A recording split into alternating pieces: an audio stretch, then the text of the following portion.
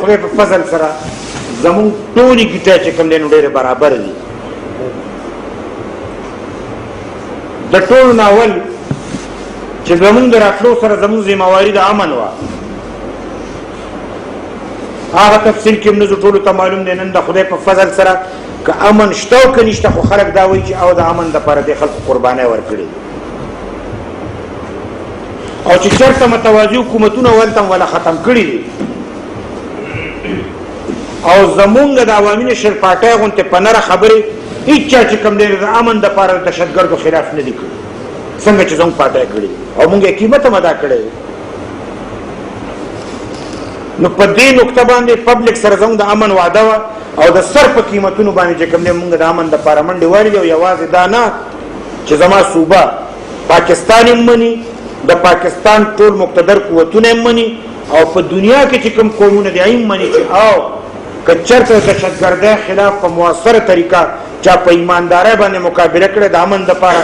نو عوامي نیشنل پارټي ده چې دوی دلته په نره مقابله کړې. لہذا دا زموږ د سیاست د ټول نه مضبوطه نقطه ده چې ته کله میدان ته ځې او خلکو له ورځې او دا خبره کې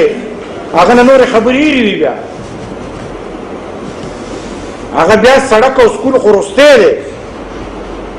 اول خو سر بچکول دي او د امن خبره ده. نو دا ستاسو د تنظیم بنیادي ذمہواري. اکثر زموږ ملګري وایي دا خبره خو سل ځل واورېدې،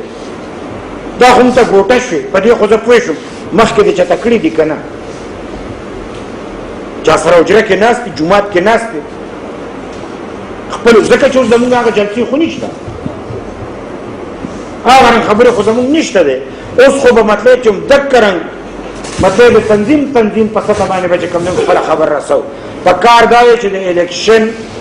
چې دا تاسو وایي چې 2 کاله پس دی، دا 2 کاله ډېر کم وي، ځکه چې دا 2 کاله چې وي نو هم به اخري کال د الیکشن نو یو کال شو سترګې چاړه وایي راړه وایي نو کال به تېر. دې کال کې سپریډ ورکول، خپل ورکر مضبوطول او هغه نظریاتي طور خپلول، دا تاسو سره موقع ده چې تاسو وکړئ او دې کې به تاسو خامخا چې کوم دی هم دې نقطې له زور لومبۍ ورکوئ. بیا د هغې نه پس چې کوم دی زموږ پراوینشل اټانمي وه چې تاسو دلته واورېده، دومره رکاوټونه پکې چې تاسو تصور نه شئ کولی.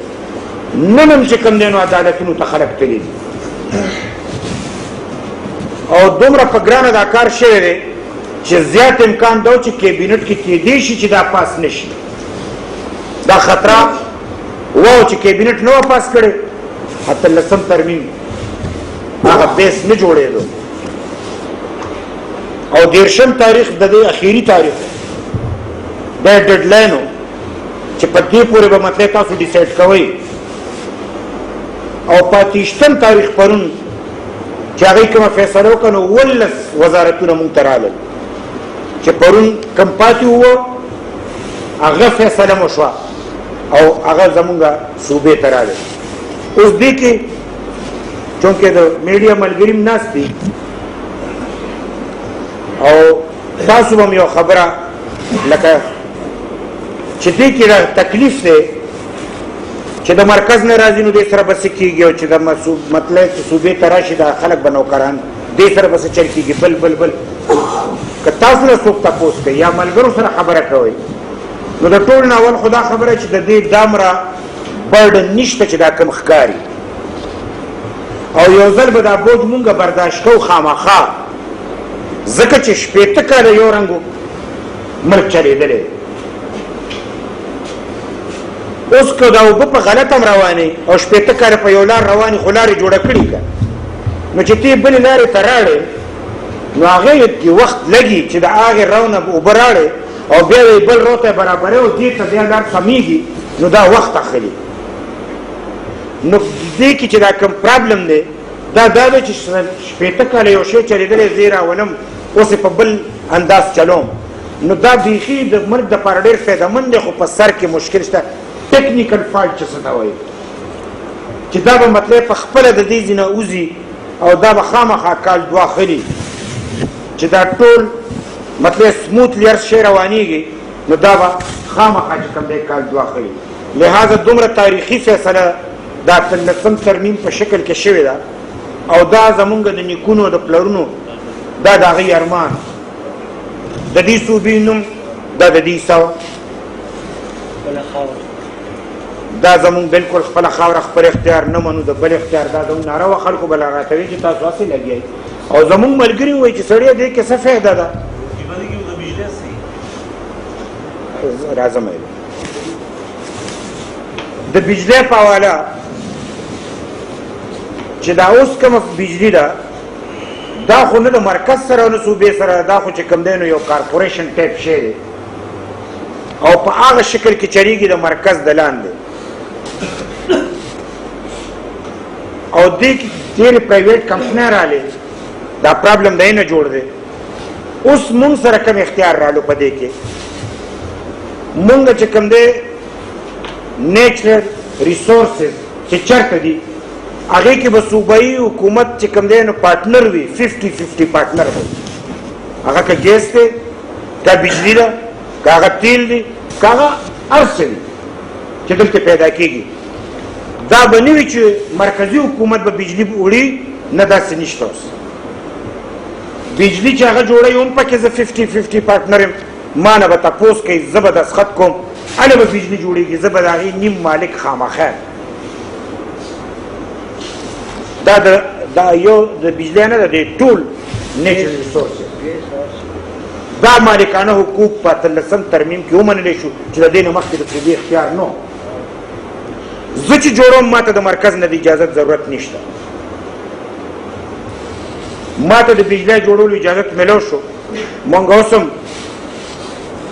په مټلتان کې او یو بل پراجیکټ دی دا دواړه به مونږ اوس شروع کوو تقریبا یو نیمه 2 میاشتو کې ابه وزیر اعلی د هغې افتتاح کوي دا به مونږ پخپله کوو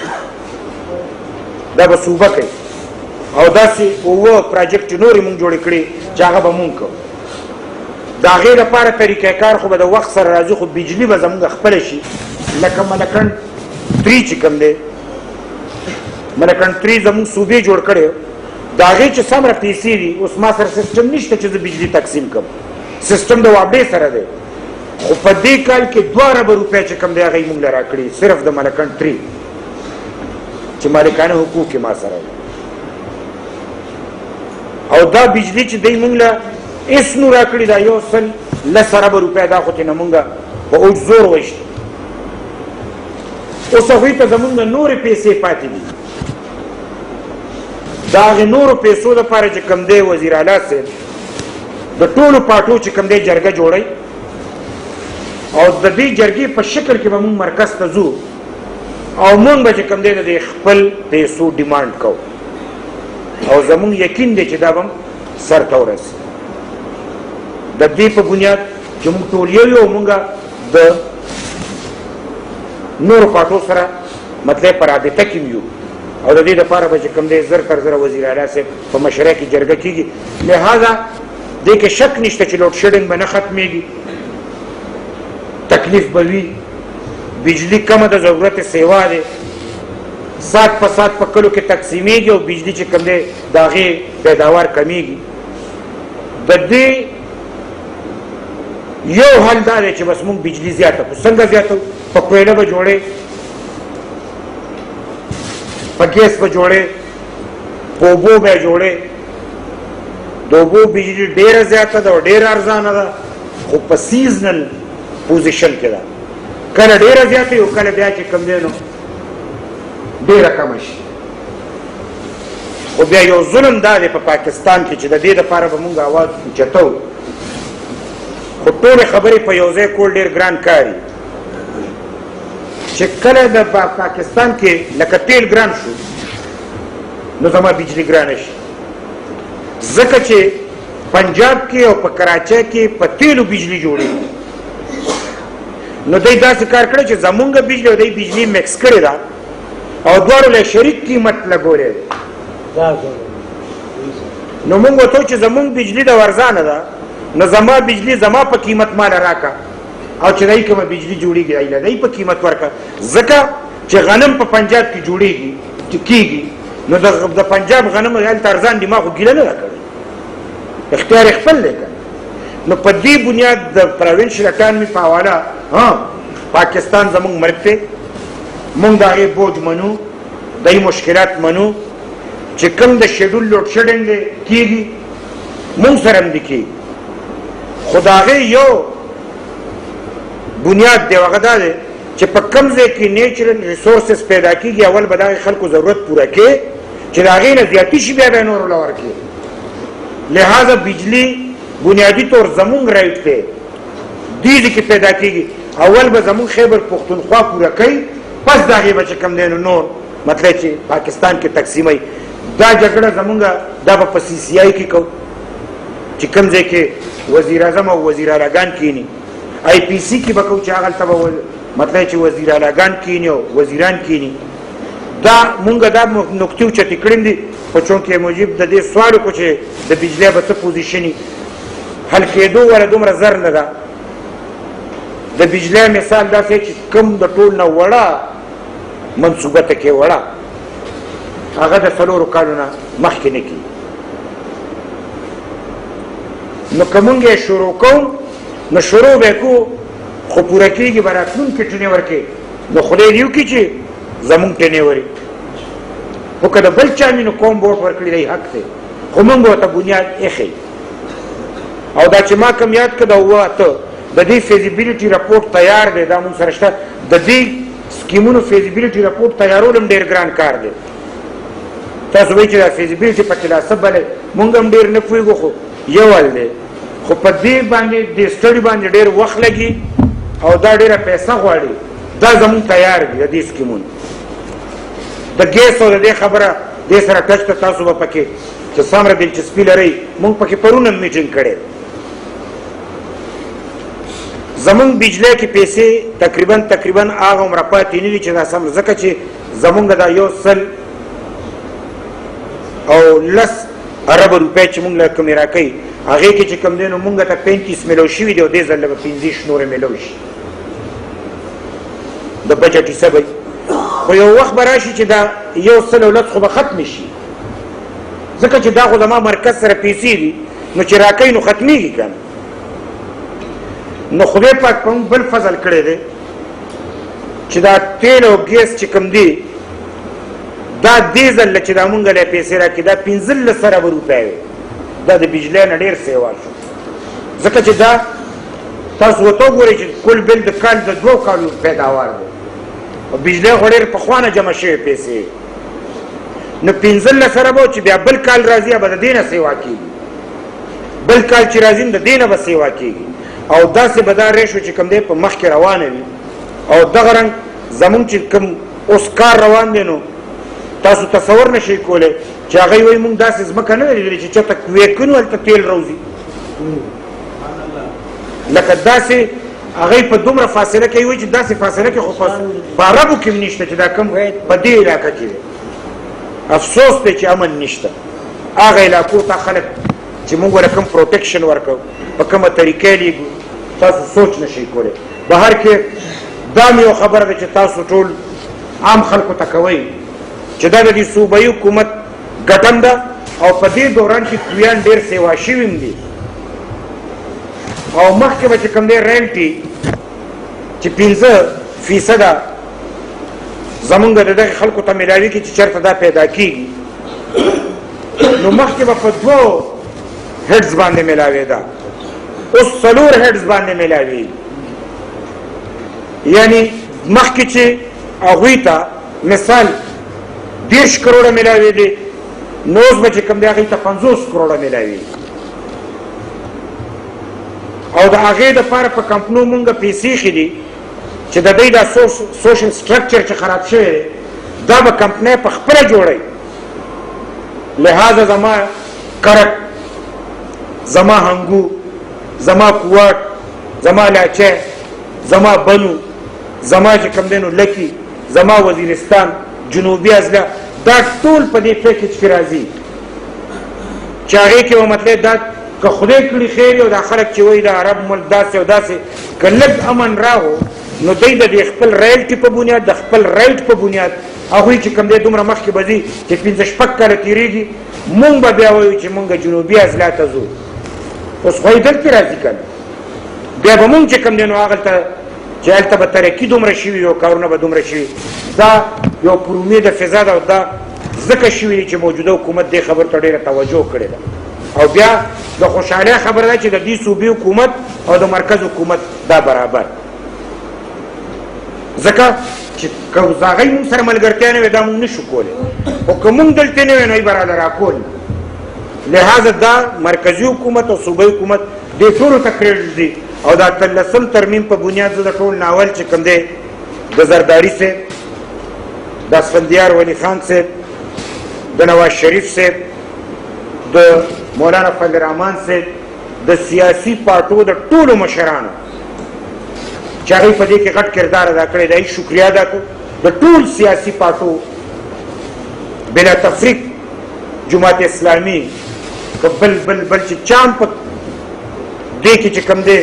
پارلیمنٹ کې نمائندګي وه د هغې په سطحه کمیټي جوړه شوې وه،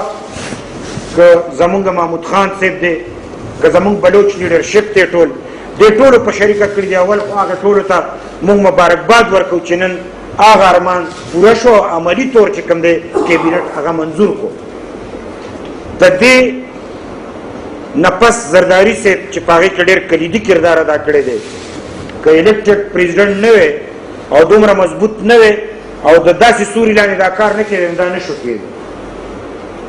او بیا وزیر اعظم صاحب ته چې کوم دی کریډټ ډېر دی. او د ټول نه زیات بیا په دې بنیاد کریډټ رضا رباني صاحب ته ځي چې د امپلیمنټیشن کمیټه چې کوم دی هغه چیرمین او بیا زمونږ د پارټو لکه افراسیاب خټک صاحب دا ورسره ممبر او د نورو پارټو ممبران ورسره او دومره کار یې پرې کړی دی چې هر ځل ورته رکاوټ جوړ شوی خو هغوی همت کړی دی. او بیا د هغې په بدل کې موږ دلته په صوبه کې چې کوم دی د اورسایټ کمیټي جوړه کړې وه چې حکومت ماله وزیر اعلی صاحب مشري را کړې وه، موږ هغه ټول تیاری کړی چې کوم وزارتونه راځي نو موږ ورته دلته لکه چې هغه چا خبره چې سپلای کې کالب ورکړي نو مطلب بیا خپا خلي چې کالب دیني ورکړي نو خپه چې کوم دی نو سپلای سمې نه خوري. نو موږ ورته دلته چې کوم دی نو کالب برابر کړی نو چې دا غزینه وزارت راځي نو دلته فټ کېږي. دا ورته موږ دلته پروګرام نو په ډېر کم وخت کې خدای پاک ډېر په ښه طریقه سره وکړو. دا چې کوم دی نو ستاسو او د دې ټولو خلکو چې کوم دی کریډټ دی. بل موجوده صورتحال کې چې کوم د امکم صورتحال جوړ شو دا هم تاسو دا خو کرنټ ایشو ده، تاسو مشران یې خلک به درنه تپوس هم کوي.